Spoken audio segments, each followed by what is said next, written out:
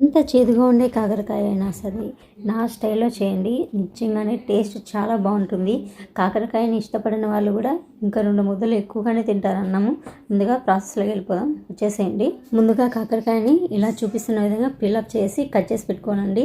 తర్వాత వాటిని కొద్దిగా ఉప్పు వేసి ఉడికించేసుకోవాలి. ఉడికిన తర్వాత ఇలాగా వాటర్ అంతా పిండేసుకోవాలి. తర్వాత అదే ప్యాన్లో ఆయిల్ వేసుకొని ఆయిల్ కాగాక ఆవాలు, ఆనియన్స్, కరివేపాకు వేసి బాగా వేయించేసుకోవాలండి. అవి వేగిన తర్వాత ఈ కాకరకాయ ముక్కలు కూడా అందులో వేసి బాగా వేయించుకోవాలండి. కొద్దిగా సాల్ట్ కూడా వేసి వేయించాలి. స్లో ఫ్లేమ్లో ఒక 5 మినిట్స్ వేయించేసుకోవాలి.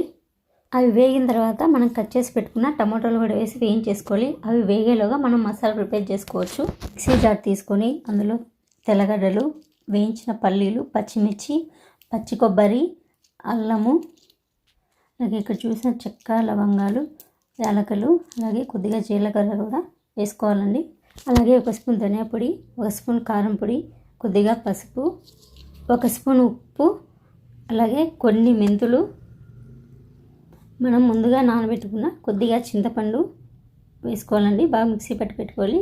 కారం టేస్ట్కి తగ్గట్టు వేసుకోవచ్చు. ఇక్కడైతే కాకరకాయ బాగా వేగిపోయిందండి. ఈ స్టేజ్లో ఉన్నప్పుడు మనం మిక్సీ పట్టి పెట్టుకున్న మసాలా అంతా ఇందులో వేసి ఒక 5 మినిట్స్ స్లో ఫ్లేమ్లో బాగా వేయించేసుకోవాలండి, పచ్చివాసన పోయేంత వరకు. ఈ కర్రీకి కొంచెం ఆయిల్ ఎక్కువగానే పడుతుందండి. ఇలా స్లో ఫ్లేమ్లో వేయించిన తర్వాత తగినన్ని నీళ్ళు పోసుకొని మంచిగా స్లో ఫ్లేమ్లోనే ఉడికించుకోవాలి. ఎక్కువ మంట పెడితే మసాలా మాడిపోతుంది, టేస్ట్ ఉండదు. చూసారా, ఉడికిపోయింది కర్రీ. ఈ స్టేజ్లో ఉన్నప్పుడు కొద్దిగా కొత్తిమీర చల్లుకొని స్టవ్ ఆపేసుకోవడమే అండి. కర్రీ అయితే చాలా బాగుంటుంది. వీడియో నచ్చితే లైక్ చేయండి. ఒకసారి ట్రై చేసి ఎలా ఉందో కామెంట్ చేయండి. బాయ్.